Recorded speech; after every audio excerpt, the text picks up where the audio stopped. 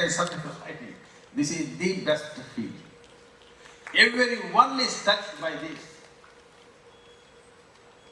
Today, unfortunately, who are the persons who are before the matrimonial course? Wife and children, both the husband and wife are engineers, master degree holders, drawing more than ₹1,00,000, but they cannot live together for 6 months. What is wrong? It is not a legal problem. It is a mental problem, which they don't know. What will a judge do when your mind is not all right? So it is this awareness. In fact, all this I started because after coming to know all this, I found in our family course, if a certificate is produced saying that he is being treated for not schizophrenia, the judges used to grant the divorce. Then I called all the family court judges of Karnataka at Dharwad. Then we told them schizophrenia is a disease which can be cured in 95% of the cases. Not a case for if a wife is suffering from schizophrenia or a husband is suffering from schizophrenia, the duty of the other partner is to get treatment, not to go to court for filing a petition for divorce. So from that day, nobody is getting any divorce in court. Because it is first question is, I would get what are the treatment?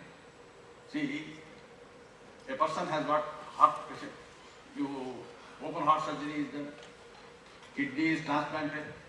All these things are done, you don't look down, you treat them well. But the moment the wife is suffering from schizophrenia, who has given birth to 2 children, you try to wash off your hands, atrocious. It is because of want of knowledge, want of clear picture about this mental health. So, ladies and gentlemen, this is the history behind these programs, and we have not looked back. Today, Karnataka is the first state in the country, and our madam will tell you, earlier 100 patients used to visit these primary health centers. Today I think they have crossed about 10 lakhs in the state of Karnataka. 10 lakhs. Medical treatment is available in a remote corner of a village in a primary health center. No, one need not go to demands, one need not go to demands, one need not go to experts. Today we have penetrated into the masses. Now coming to the difference between the old law and the new law. In the 1987 law, the main stress was on treating the patient. So the disease, it requires treatment, and the law did its best to treat them. And then for caring those mentally ill patients, care and treatment, and also take care of their properties. This is all the scope of 1980. That's the first enactment, comprehensive enactment in the country. Otherwise, there was no law at all. So, while working it, as I said, we found the difficulties. You can treat a patient only when the patient comes to you. If he's in the house, how will you know he is to be treated? Then, earlier these patients were treated as if they are nothing. That is the stigma. If a person is suffering from heart disease, kidney transplantation, when he comes, you respect him. You give the seat, you try to make him comfortable. But if a mentally ill patient comes, you just ignore it. He's a big zero. In your eyes, he is nothing. Therefore, nobody will say, I am a mentally ill patient. That's why I said, first I want to say, I was mentally ill. Now I think I am substantially cured. So therefore, the new act says, respect the patient. And the patient has a fundamental right to get treatment. What is the treatment? The best treatment available at affordable price without discrimination. And today, this act has said what are the rights of the patient. It was missing in the 1987 act. Today, the mentally ill patients have more rights than the persons who are suffering from physical diseases. There is a provision which says the mentally ill patient can decide what type of treatment the patient wants, which doctor has to treat, which doctor should not touch him, who should take him to the hospital, who should not come with him to the hospital. These rights are not there for other patients. Here there is a right. And once he expresses it, the psychiatrist before giving treatment should respect the wishes of the patient. Similarly, confidentiality. Your medical treatment records are not available in public view. It is purely confidential. And if the patient wants it, it should be given. And more importantly, they are permitted to live with dignity. If anybody insults them, then it is an offense under the Act and they can prosecute. So several rights are given to a mentally ill patient under the new Act, which was missing in the earlier Act. Special rights are given to a mentally ill patient. An elaborate procedure is also made for treatment. So treatment is not given up, but treatment and the rights of the patient during treatment are protected and respected. And if anybody doesn't do it, they are in serious trouble.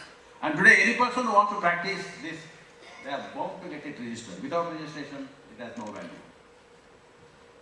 So this is the improvement on the previous Act. And I think it's a very comprehensive Act, but for few omissions. One such is, it does not take care of what is called as caregivers. What should be done to the caregiver? In fact, about 6 months back, I was in an All India seminar on this geriatric patients, and we have drafted an amendment and we have sent it to the government. The second flaw, which we are finding it in, if a mentally ill patient in the street, homeless, and if you want to see something is done, as an individual you are helpless. You have to take the assistance of a policeman. We are yet to make the policeman aware of his duties and rights. These are the two flaws. Let us see what best we can do. But for that, I think it's a very comprehensive legislation which has taken care of the mentally ill patients with dignity, respect, and above all, Article 14 of the Constitution. It says you cannot discriminate between a mental health patient and a patient suffering from other diseases. Same ambulance, same bed, same food, it should be given unless if that mentally ill patient is violent, then they could be secluded. Otherwise, in the same general ward, in fact, and I request our minister got 5 beds reserved in every ward in the government for mental ill patients. No separate wards for them. So that is the most important thing. No discrimination between a mental ill person and person who is suffering from physical illness. So we have gone a long way, and how best we can make use of it. Thank you so much, sir. Thank you. Advocate Revathy, I would like to understand from you, how do mental health laws address disparities in the mental health care system, including issues related to insurance coverage or provider shortages or other barriers to treatment that may be faced by certain populations? To start with, I will say that so far as insurance is concerned, now they have to cover, because there's a regulatory body has come which has put forth that they have to give mentally ill patient also the equal insurance coverage like any other insurance which is being given to them. Not doing so will be checked by the regulatory body.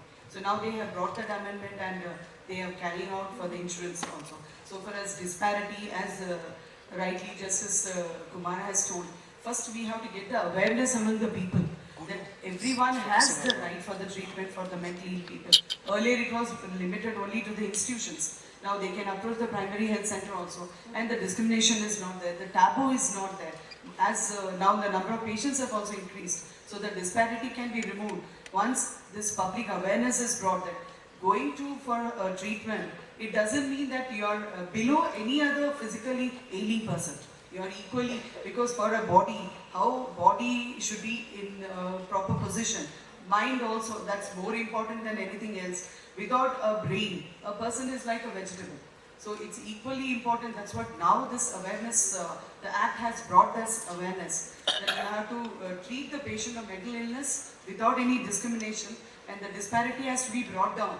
and they have to be treated along with the physically ill people. So, or equally they are given all the rights now.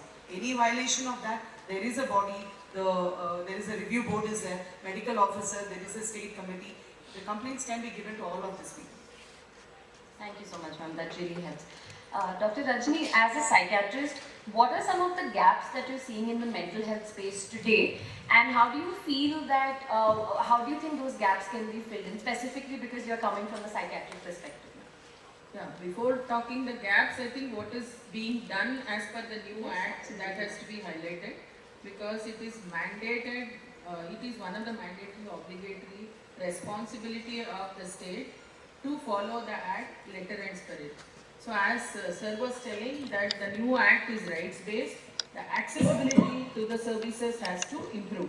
For example, if you don't have the minimum standard accessible services for the mental health care at the district level, the state has to pay the compensation for that person. But fortunately, Karnataka, that doesn't arise, because we have started implementing the act, and very proud to also say that Justice N Kumar sir is our mentor for the State Mental Health Authority also. So we have established Karnataka State Mental Health Authority, wherein we have a team of official members, non-official members. It is full-fledged and functioning well. The Principal Secretary Health is the chairman, and then the Chief Executive Officer is the Commissioner Health and the Medical Advisor, and various people are there. So under that, we have two mental health review boards, which are the new things, right, for covering the entire state. Now soon, once the model code of conduct is lifted, we will be coming out with 31 mental health review boards, wherein Justice Kumar has helped us, and the High Court Registrar has told a go ahead, and 31 MHRBs will be there. So what should be known here is all the mental health professionals should register under Karnataka State Mental Health Authority if they want. Human rights for whose benefit? It is for the benefit of the patient who is suffering from that. See, especially today I find our youngsters, they are specialists in a particular field. You are not looking at it in a comprehensive manner. There is a mental patient who is violent. That violence may lead to personal injury, or the violence may lead to the injury of the other person. How are you handling it? Are you going to call the police? Yes, police will come. What will the policeman do? His training is totally different. He will treat the patient like a harsh, and he will treat him like a accused in a case. That is precisely what the law prohibits. So how should the family look into it? If the family member is weak, he will over for them. If the family member is strong, he has to over for them. So don't bring in all ethical things here. Whatever is done to take that patient to the hospital is done in the interest of the patient. So therefore, law today sufficiently provides for it. Voluntary admission, no problem.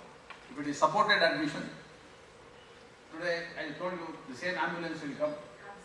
If you are able to persuade that patient to take, no problem. If the persuasion fails, some little force is a must. And therefore, today law provides for it. And when the patient is taken to the hospital, they are going to treat him. If the patient is not suffering from the disease, they will live from that phase. It is not that somebody is going to be treated against their interest and against their wishes. Because he is a mental patient, because he is not conscious that it requires treatment, because he is refusing to take treatment, law today provides for what is known as supporting admission. If it is a higher value, beyond 80 days, some strict rules are made. If it is less than 30 days, he can be there and he could be discharged. So my only request to the youngsters here is, don't bring in your human rights law here. Human rights law is totally different. Here the family members want to see that person suffering from this disease is given the best treatment at the earliest point of time in the best hospital, so that he is also safe and they are also safe. Absolutely, sir. Thank you so much for shedding light on that. Advocate Revathy, what are some of the kind of concerns that are brought in for legal action, specifically in the mental health space? You mentioned in your previous answer as well, saying that people can now go ahead and seek legal advice for issues where they're being discriminated against or treatment is not provided. Can you, do you have a little bit of insight on what kinds of concerns can come up? And also to, as a follow-up question, what are the kind of rights that individuals have today, keeping in mind law and mental health? Mentally ill patients, first they have a free legal aid. They have that facility of that. They have a right to be treated in a particular manner, care and concern to be given to them better. They should not be cut off from their communication with their members, family members or outside world. Like somebody snatches their mobile off from them. They feel they are disconnected from the world. They have the right to the access to the medical records. I mean, they have the particular information that should be given to them, their caregivers as well. So there are other type of facilities which mentally ill patients should get it. If these things are getting violated, like there should not be any discrimination, they should be treated well. In a particular treatment, they want a particular doctor. All these things, if it gets violated, then they have a right to access to the body.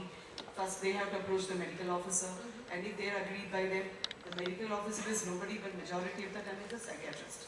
If something is, they are not happy with that, they can approach the board, and after that they can approach the state authority, state board. So they have, these are the rights which the patient has, which should not be violated. So he has the right to be treated properly. So if any of these things gets violated, he has a right to approach. Ultimately, after the state committee, if at all they are agreed by that, they can even approach High Court. They have to be given a free legal aid for if they cannot approach a lawyer and approach for with some, like they cannot afford that. The free legal aid will help them out in all these angles. And this magistrate, police officers, these are the people who have to tell them what are their rights and what is that they can, to what extent and whom they should approach.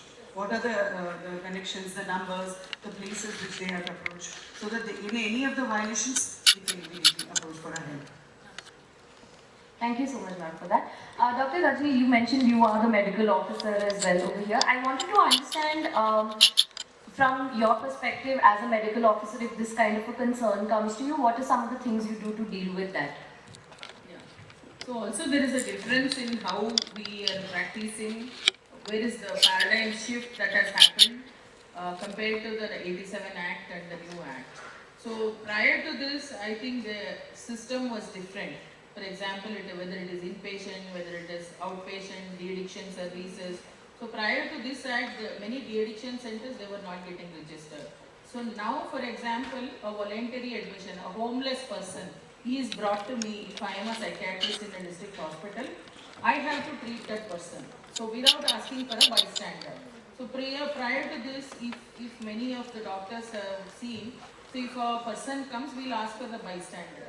So now voluntary admission is there. If somebody comes with depression, anxiety, alcohol, substance abuse, OCD, whatever it is, and even a psychosis, patient with a severe mental disorder, so it is deemed to be, they are deemed to be having capacity.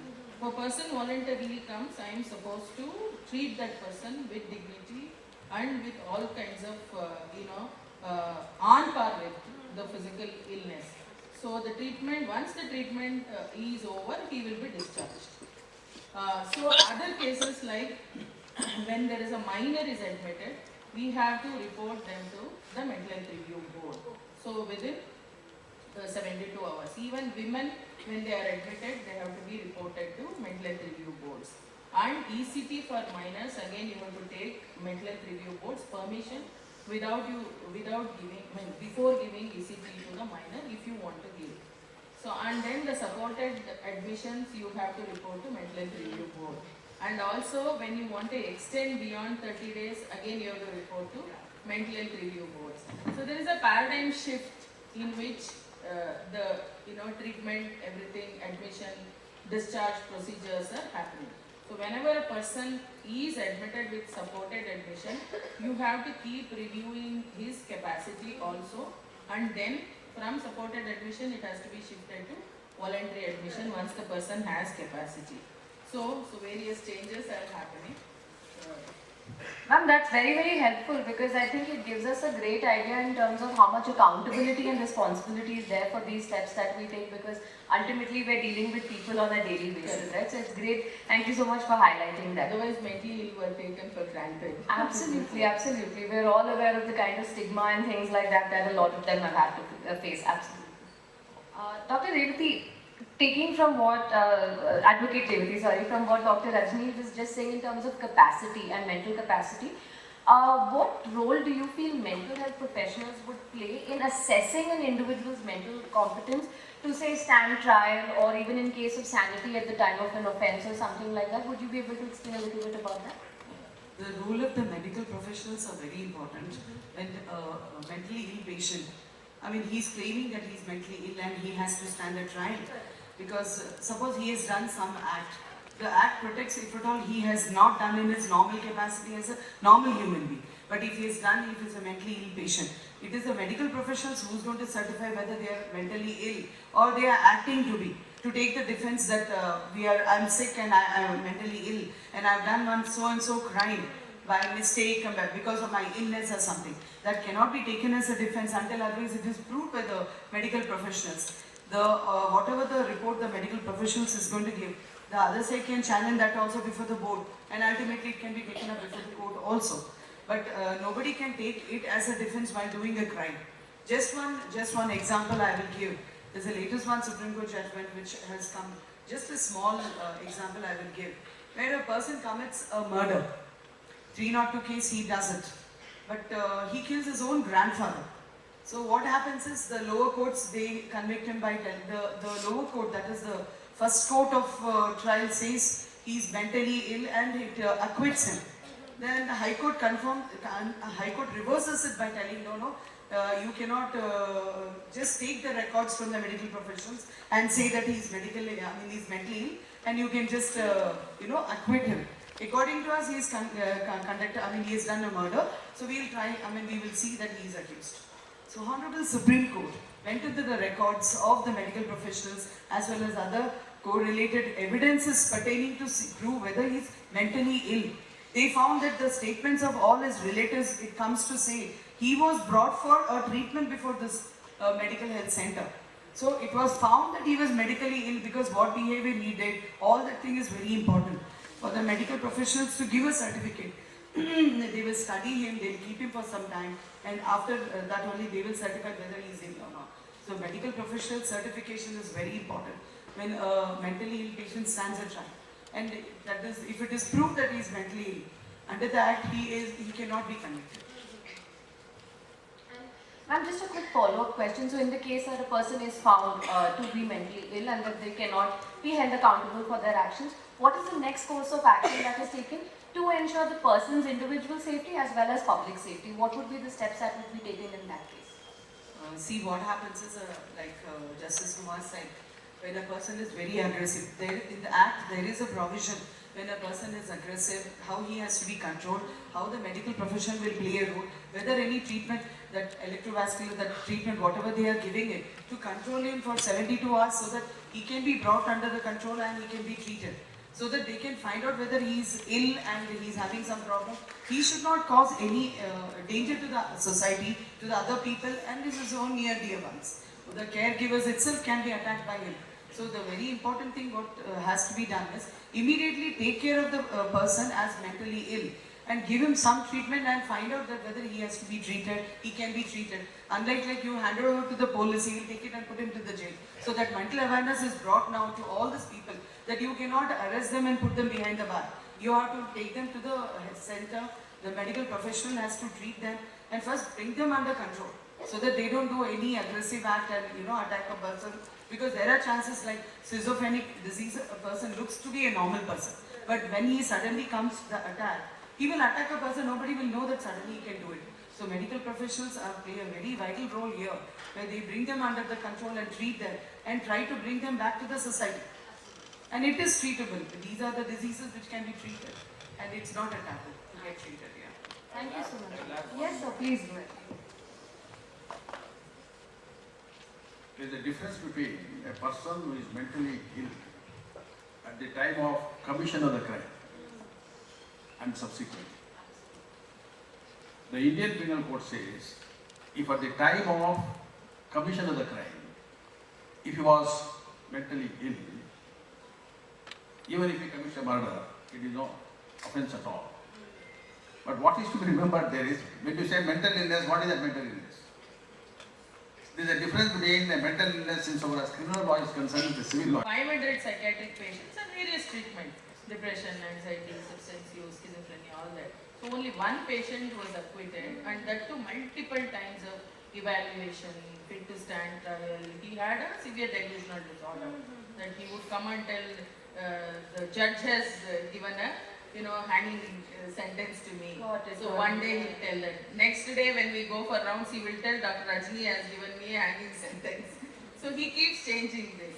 So that one patient I remember who was acquitted, that too after a examination, series of examination by Niman's experts, ourselves, prison records, other records. So only one patient was acquitted based on section 86. Ma'am, I think that's a very, very valid point that you shared with us, because when we discuss these things in this kind of a thing, it sounds very simplistic. But actually we don't understand the complexities involved in all of these things unless we've had a first-hand experience of all of it. Absolutely.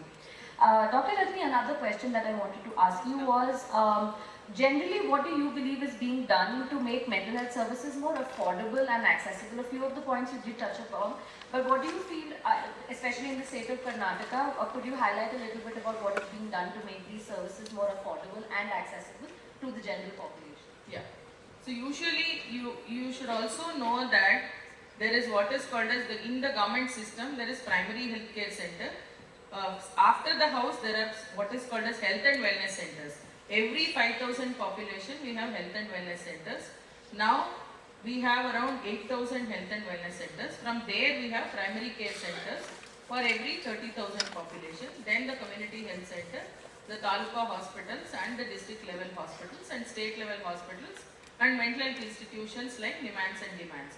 So prior to this, maybe 2 decades before, every person, for example, from Bidar, from Raichur, from various other places, they knew only 2 mental hospitals, that is National Institute of Mental and Neuroscience and many to Demands, Dharwad Institute. So now the scenario is not like that. So now anybody, any person, it is not only person with mental illness. The Act says any person. So we have to have that accessibility, affordable, quality services for mental health. So you can go to Health and Wellness Center for free counseling, where nurses are there, they are the community health officers, and even the home care services can be provided. We have what is called as assisted home care in Bangalore urban. There is a number for that. I can share that number to you. So it's being piloted in Bangalore urban and BBMP. If somebody has mental illness, for some reason they cannot reach public health institution, they can avail these assisted home care services also, wherein the mental health professionals, they go to the house and they do the needy counseling and the treatment. And then they can go to primary health care center where even the free drugs are available, starting from antidepressants, antipsychotics, and then anti-epilepsy medicines also. So free medication is available, free counseling, free treatment. So we call what is called as Mano Chaitanya program, Super Tuesday clinics, where all taluk hospitals are covered. Entire 146 taluk hospitals are covered. Like for example, if you know Ramnagar district, we have Maghi as a taluk, Kanakpura as a taluk, Chenpatna as a taluk. So on fixed day they go to different places. So initially, as Justice N Kumar sir was telling, in Gulbarga, Raichur, Anekal, various places, we used to get single digit or 0, 1, 2. So believe me, 2 months back I went to Anekal and a Mano Chaitanya day for a visit. 300 patients were there. So now we have moved into Taluka Mental Health Services, wherein we are going to appoint 1 psychiatrist and 1 social worker just for that taluka, where the number of patients are more. So now we have expanded it to Anekal. So we are going to recruit 1 exclusive psychiatrist full time there. So like that, Gauri Bignur. I think it is sir's place also. We used to get 400 patients on a Mano Chaitanya day. Now we have a full time psychiatrist there. So like this, you have affordable services. You can go to any public health institution. And if there are any issues also, you can flag to State Mental Health Authority or commissionerate or mental health review board. And again I repeat, Telemanas is there, 14416. You can call Telemanas. 20 languages are covered. 20 languages, 24/7, holidays, Sundays covered. So first year you have counselors who cater to you, the person with needy, and next year we have psychiatrists whom you can avail the services through telephone. So we are going to soon come up with the video consultations and the prescription module also in Telemanas also. That's great, ma'am. That's really helpful in all of us understanding just how much is being done and how easily we can access all of these services. Advocate Revathy, I have one question for you. What are the legalities that mental health professionals need to keep in mind when looking at the current legal systems that are in place? We've spoken a lot about the patients themselves and how their rights are being protected. But what are some of the things that as practitioners or professionals we need to keep in mind? Mental health professionals, as we have already discussed all the points, what are the rights of a mentally ill patient? That those things, those awareness should be there for the medical professionals. That the right of the mentally ill patient, that how he should be treated, he should not be made a discrimination with other people or whether physical ailment people. I am suffering from mental illness, there is a treatment, how many days I should take? Is it lifelong? My answer to it is I am suffering from blood pressure. I am taking a tablet. I should take it till my last day, is it not so? People suffering from diabetes, they have to take the treatment till the end. So what harm is there in taking this pill throughout their life? They have got some stupid notion that if you take it, it will have side effects. Absolutely no side effect. The only side effect I have seen is you will get a very good sleep. So that you need not take it. So taking these pills for life is no way going to affect the health of the mental patient. That's a common question which we hear. And as you take a pill for blood pressure, diabetes, or other diseases, one more tablet you add it, and nothing is going to happen. And you need not take a separate tablet for sleep. This will also add the sleep. Thank you so much. Yeah, sir has made a closing remark also easier. So it's okay to be not okay. So please seek help when you have mental distress. Don't go to the mental disorder per se. So I always, when we give interactive talks, we ask how many of you are short-tempered, how many of you are anxious. So many of yes, I appreciate your hand raising. I'm happy when they raise hands. So most of them, how many of you are short-tempered? All the hands should raise a hand. So how many of you are anxious? Get anxious very fast. A lot of self-awareness now. Feel sad very easily. All the hands going up, almost. So how many of you have met psychiatrists, mental health professional, rather? So few of them. Yes, very happy. So, see, most of us raised our hand, but there is that stigma to go to the mental health professionals, psychiatrists, psychologists, and social workers, psychiatrists, social workers. It's okay to be not okay. Please seek help. It's like going to a beauty parlor. Who doesn't want to go to beauty parlor? If we go to beauty parlor, our physical beauty improves. If you meet mental health professional, the mental beauty also improves. Thank you very much. Thank you so much.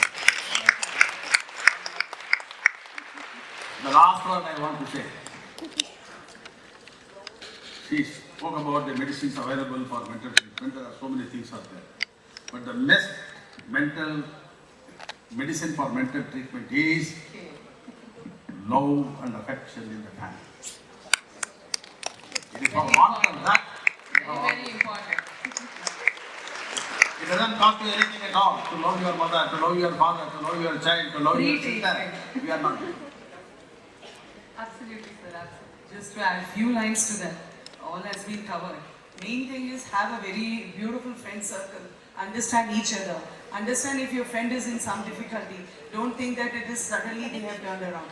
And eating on time, sleeping on time is very important for your mental health because lack of sleep also causes all these problems. So I think the main thing the youngsters have to concentrate is sleep on time, early to bed and early to rise. It's not only a saying, it's very important because sleep is very important. If you're having lack of sleep, that is going to cause a lot of problems. So have a very beautiful friend circle. Please understand your friends if they need you. Please talk to them or take them to the professionals so that they will ventilate their problems and they will not land up with any of the difficulties of suicide. Also ask how many are seeing the mobile after 9 o'clock in the night. Everybody. He's gone. Thank you so much, honestly. It was so insightful to hear all of your points of view. We now open the questions to the audience. We'll take about a few questions. Anyone who would like to ask a question, please raise your hand. We'll have a mic. You can all just have a line over here. Yeah, Right? So it becomes easier for the questions to be asked. How's the audience questions? Namaste, N Kumar sir. It is nice hearing you. I am from psychiatric social worker. My name is Revathy. I have one concern regarding professionals also.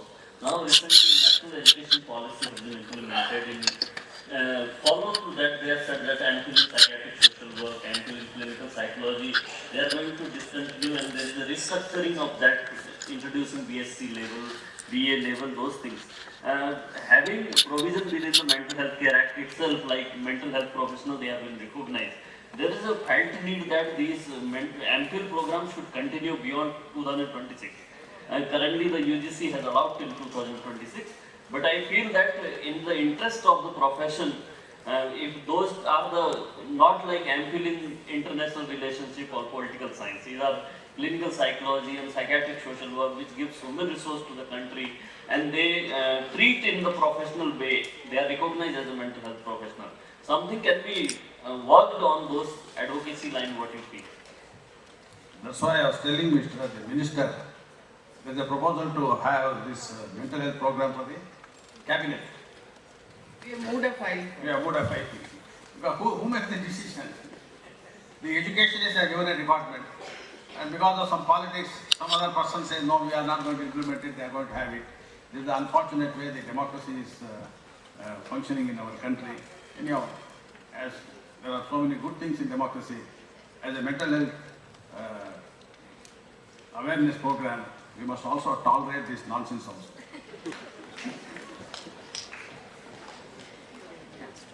Good afternoon, everyone. It was really an enlightening session as well as informative. I didn't know many things, got to know here. I have a question about how do one decide whether we need counseling or psychiatry treatment? Okay, you're done with the question? Yeah. So basically, minor problems. For example, I'll give you an example of depressive sad mood. So today I've got results. I was expecting 98 and I've got 96. So many people become very sad for that. So 1 or 2 days I'm sad and everybody comes and says, what is this? You've got already 96. Why are you worried?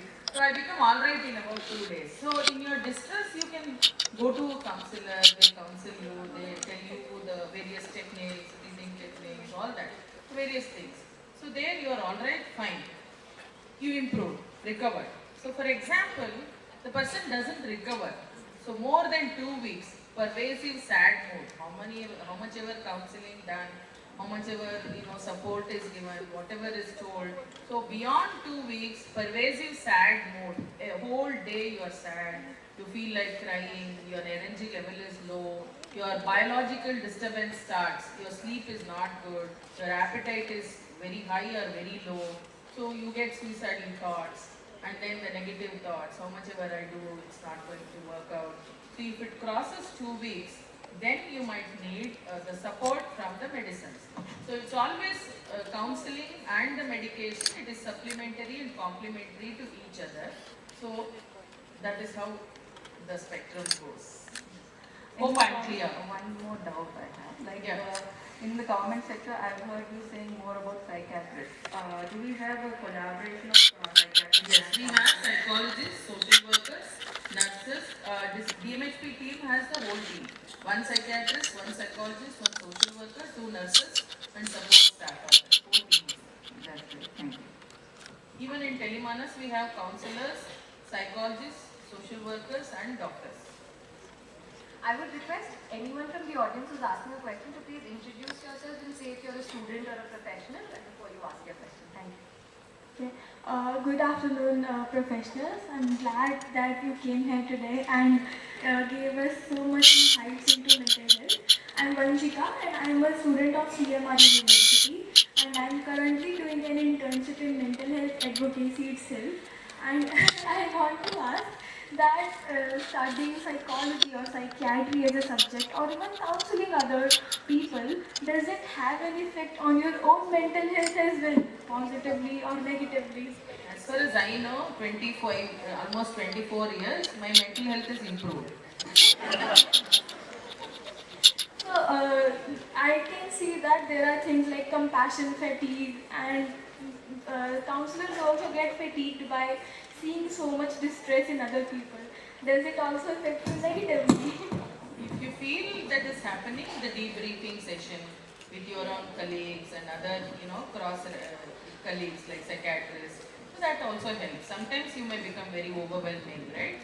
So you share your debriefing, right? That also helps. So don't worry. Move forward.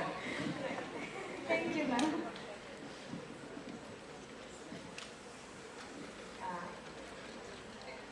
Good afternoon. My name is Krishna Priya. I'm a first year BSc Psychology student in Christ University. So my question is about, during the panel discussion it was mentioned about supported admission and voluntary admission, that when a mentally ill person is not willing to meet a medical professional, little force is not much of a problem because it is for the benefit of the patient. So I have another question based on that.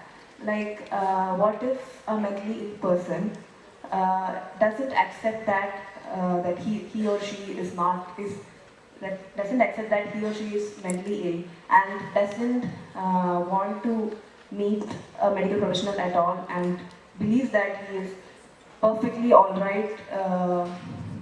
So in that case, is it okay if the family... What to do if that is the case?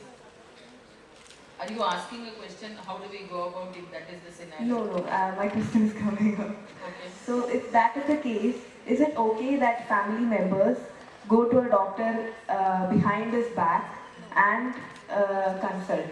How ethical is that according to your view? That's why I told you, when you are talking about ethics,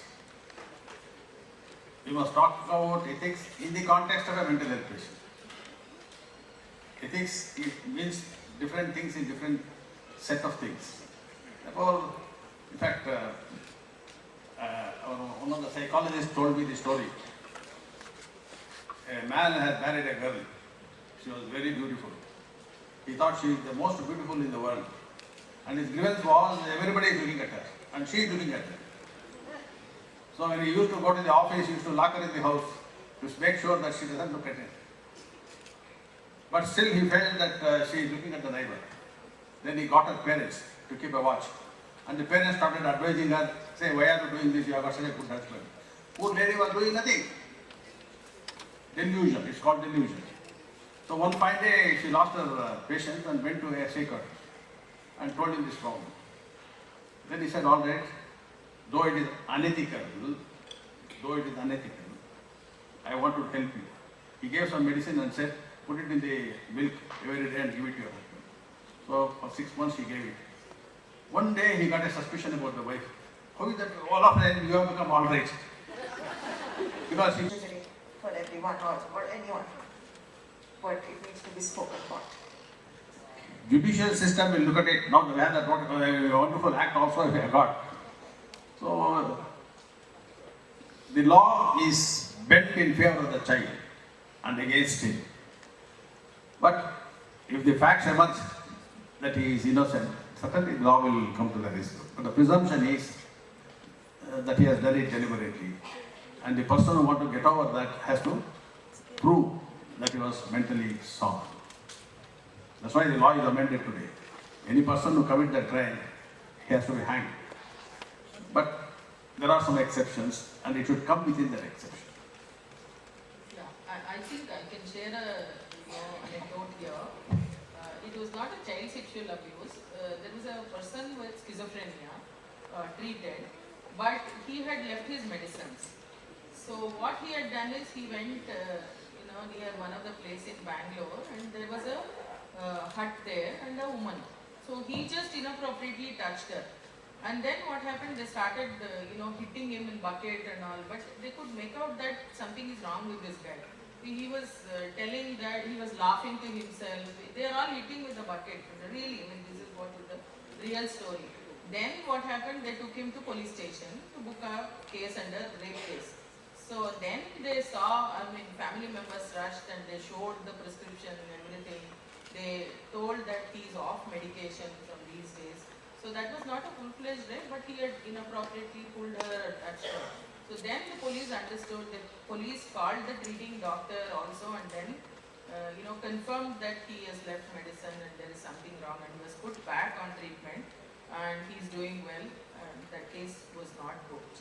But that was not a full-fledged case analysis case. So it depends, it differs from case to case, how it goes. Good afternoon. I'm Shejin. I'm pursuing basic psychology in Garden City University.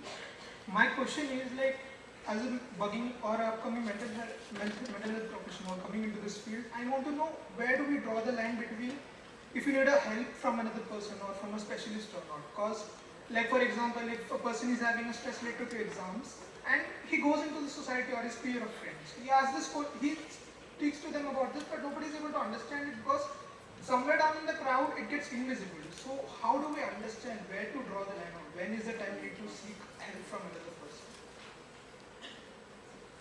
Again, I think we answered this question. You are right that, the more and more awareness has to happen.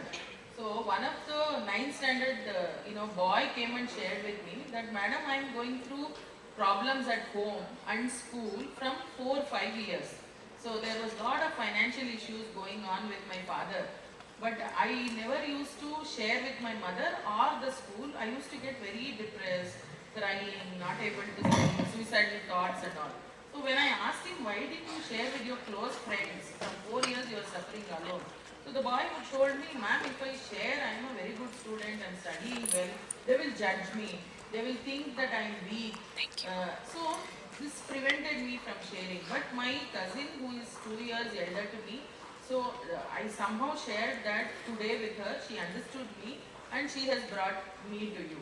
So it is a process. We have to increase the awareness, starting from, many efforts are being put to include that in the curriculum from childhood itself.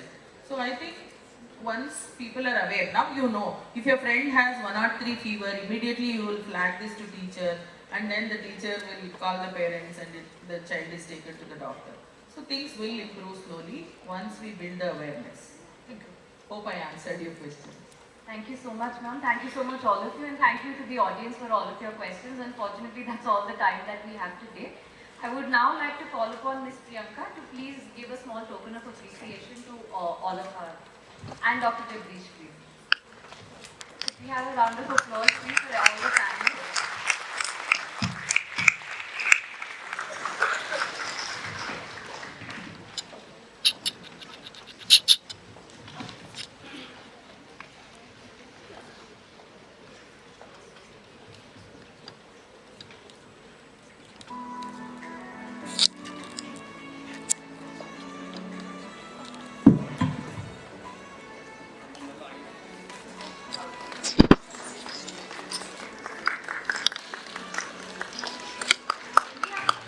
Round of applause, please. Thank you.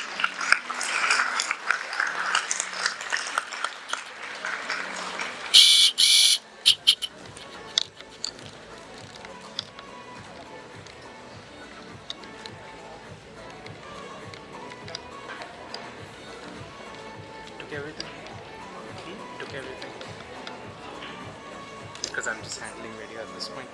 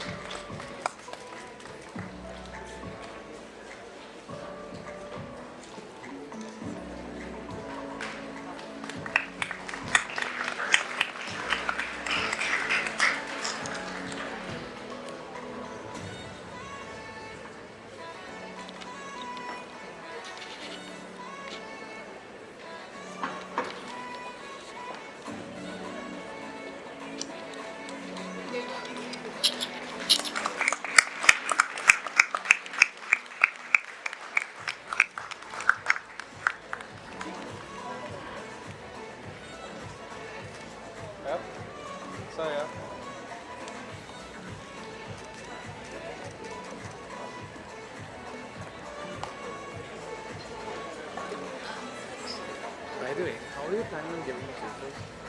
How do you, like, how do you plan on sending it to them? I'll let it know. Huh? I'll let it know. I know. How, like, what do you, through like Google Drive? Drive or transport? Because if it's possible, could I have some of those photos? Well, I'll give you my contact. What? Like, if I can give you my contact information, can you get the photos for me? What? Great. Because I never got to take much photos. Like, How are you guys feeling? Take it from the wall. I can't hear you. How are you guys feeling? Fantastic. All right. I know we have just gone a little bit beyond time. Now we will, break for lunch. There is lunch already organized downstairs. You can go and you can buy your lunch. There are two areas. So we have the networking event where you have biryani and a lot of different things that you can buy. Also in the reception area, there's twisters and other things. You have about 30 minutes. By 1:55, we would want to come back again. 2 o'clock sharp, we will start with our second panel. Yes? You can use the exit that's on my right.